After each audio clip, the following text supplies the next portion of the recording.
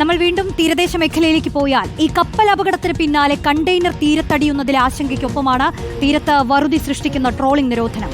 കേവല റേഷൻ തന്നതുകൊണ്ട് മാത്രം സർക്കാരിന്റെ ഉത്തരവാദിത്തം തീർന്നോ എന്ന് കടലോരവാസികൾ ചോദിക്കുകയാണ്.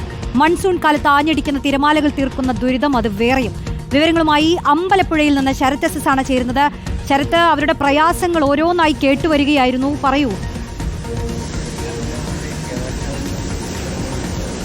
റോഷ്നി, ഏറ്റവും പ്രധാനപ്പെട്ട കാര്യം കപ്പലും കണ്ടെയ്നറും സൃഷ്ടിച്ച ആശങ്കയ്ക്ക് പുറമെയാണ് ട്രോളിംഗ് നിരോധനമടക്കമുള്ള അത്തരം പ്രതിസന്ധികൾ കൂടി തീരദേശത്തെ വറുതിയിലേക്ക് കൊണ്ടുപോയിരിക്കുന്നു എന്നുള്ള ഏറ്റവും പ്രധാനപ്പെട്ട കാര്യം. ഞാനിപ്പോൾ ഉള്ളത് അമ്പലപ്പുഴ വളഞ്ഞ വഴിയിലാണ്. ഇന്ന് രാവിലെയാണ് വളഞ്ഞ വഴിയിൽ ഈ കണ്ടെയ്നർ തീരത്തടിഞ്ഞ ദൃശ്യങ്ങൾ കാണാൻ സാധിക്കും. ഈ കണ്ടെയ്നർ രാവിലെയാണ് ഈ തീരത്തേക്ക് അടിഞ്ഞിട്ടുണ്ടായിരുന്നത്. നിലവിൽ ഇതൊരു ഗ്യാസ് ടാങ്കറാണ്, അതായത് കണ്ടെയ്നറല്ല ഗ്യാസ് ടാങ്കറാണ് എന്നുള്ളതാണ് പ്രാഥമിക വിലയിരുത്തൽ. പക്ഷേ ഇതിൽ ഗ്യാസ് ഒന്നും തന്നെ ഇല്ല എന്നുള്ളതാണ് അല്പസമയം മുമ്പ് ജില്ലാ കളക്ടർ അടക്കം പറഞ്ഞിട്ടുള്ളത്. ഇതിന്റെ അടിസ്ഥാനത്തിൽ ഈ ടാങ്കർ ഇവിടെ നിന്ന് മാറ്റുന്ന നടപടികൾ സ്വീകരിച്ചു വരികയാണ്. JCB ഉപയോഗിച്ച് ടാങ്കർ ഇവിടെ നിന്ന് മാറ്റാനാണ് ഇപ്പോൾ ശ്രമിക്കുന്നത്. പക്ഷേ നിലവിൽ ഇപ്പോൾ മാറ്റുന്നത് JCB ഉപയോഗിച്ച് നടക്കില്ല എന്നുള്ള ചില ആശങ്ക നിലനിൽക്കുന്നുണ്ട്. അതായത് ക്രെയിൻ ഉപയോഗിച്ച് മാറ്റുന്നതിലേക്ക് അത്തരം സാങ്കേതിക വിദ്യ കൂടി ഉപയോഗിക്കേണ്ടി വരും.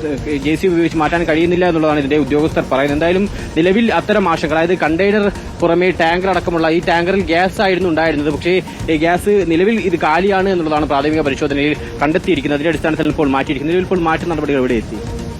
ഞങ്ങൾ ട്രെയിൻ എത്തിയിട്ടുണ്ട്. ഒരു മണിക്കൂറിനകത്ത് നമ്മളിതിനെ ഇത് അടുത്ത next nearest port empty കണ്ടെയ്നറാണ്. അപ്പോൾ ഇതിനെ നെക്സ്റ്റ് നമ്മൾ കസ്റ്റംസിന് ഹാൻഡ് ഓവർ ചെയ്യുക. ഞാൻ deep way shipping and infrastructures private ലിമിറ്റഡിൽ നിന്നാണ്.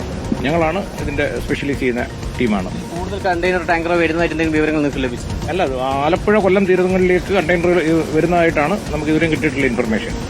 നിലവിൽ ഈ ടാങ്കർ മാത്രമാണ് ആലപ്പുഴ ഇപ്പോൾ കണ്ടെത്തിയിട്ടുള്ളത്. പക്ഷേ ഈ 16-ാം തീയതി മുതൽ 18-ാം തീയതി വരെയുള്ള ഈ ദിവസങ്ങളിലൊക്കെ തന്നെ കൂടുതൽ കണ്ടെയ്നറുകളും ഈ കപ്പലിൽ നിന്നുള്ള വസ്തുക്കളും തീരത്തേക്ക് എത്തുമെന്ന മുന്നറിയിപ്പ് നേരത്തെ കോസ്റ്റ് ഗാർഡ് അടക്കം നൽകിയതാണ്. അതുകൊണ്ട് തന്നെ അത്തരത്തിലൊരു ജാഗ്രതാ നടപടികൾ ഈ തീരദേശവാസികൾ പുലർത്തുന്നുണ്ട്. നിലവിൽ നമുക്ക് ഇപ്പോൾ ദൃശ്യങ്ങൾ കാണാൻ സാധിക്കും. ഈ കടലിങ്ങനെ ഇരച്ചു കയറുകയാണ്. നേരത്തെ ഈ കണ്ടെയ്നർ ഉണ്ടായിരുന്നത് കുറച്ചപ്പുറമായിരുന്നു, ആ ഭാഗത്ത് വരെയായിരുന്നു നേരത്തെ കടലുണ്ടായിരുന്നു. പക്ഷേ ഇപ്പോൾ വേലിയിറക്ക സമയമായതുകൊണ്ട് തന്നെ വേലി കയറ്റ സമയമായതുകൊണ്ട് തന്നെ കടലിങ്ങനെ ഇരച്ചു കയറുന്നുണ്ട്. ഈ ഭാഗത്തെയൊക്കെ തന്നെ ഈ വീടിന്റെ ഒക്കെ അവസ്ഥ നമുക്ക് കാണാൻ സാധിക്കും. ഇത് നേരത്തെ തന്നെ ഈ വീട് തകർന്നതാണ്. ഇത്തരത്തിൽ മഴക്കാലമാകുമ്പോൾ ഉണ്ടാകുന്ന വലിയ പ്രതിസന്ധിയാണ് തീരദേശവാസികളെ സംബന്ധിച്ചിടത്തോളം ഈ കടലേറ്റവും വീട് തകർന്നതടക്കമുള്ള പ്രതിസന്ധികൾ. ഇതിനൊപ്പം ട്രോളിംഗ് നിരോധനവും വലിയ പ്രതിസന്ധി സൃഷ്ടിക്കാറുണ്ട്. അതിന് പുറമെയാണ് ഏറ്റവും ഒടുവിൽ ഇപ്പോൾ കണ്ടെയ്നർ മൂലമുണ്ടാകുന്ന ആശങ്കകൾ. അതുകൊണ്ട് തന്നെ മത്സ്യവില്പന പോലും നടക്കാത്ത രീതിയിൽ വലിയ പ്രതിസന്ധിയാണ് തീരദേശവാസികൾ ഈ കാലത്തിൽ അനുഭവിക്കുന്നുള്ളതാണ് ഏറ്റവും പ്രധാനപ്പെട്ട പ്രതിസന്ധി. ഇപ്പോൾ ജോലിയൊന്നും ഇല്ലാതെ എങ്ങനെ പ്രതിസന്ധി ആണല്ലേ? പ്രതിസന്ധിയാണ്, മത്സ്യബന്ധനമാണ്. എങ്ങനെയാണ് ഇപ്പോൾ കഴിച്ചു കൂട്ടുന്നത്? കഴിഞ്ഞു പോകണത്, അല്ലാതെ ബുദ്ധിമുട്ടൊക്കെയാണ്. സർക്കാരിന്റെ റേഷനും മറ്റ് സംവിധാനങ്ങളും മാത്രം ഇതുവരെ കിട്ടിയിട്ടില്ല, ഒന്നും കിട്ടിയിട്ടില്ല.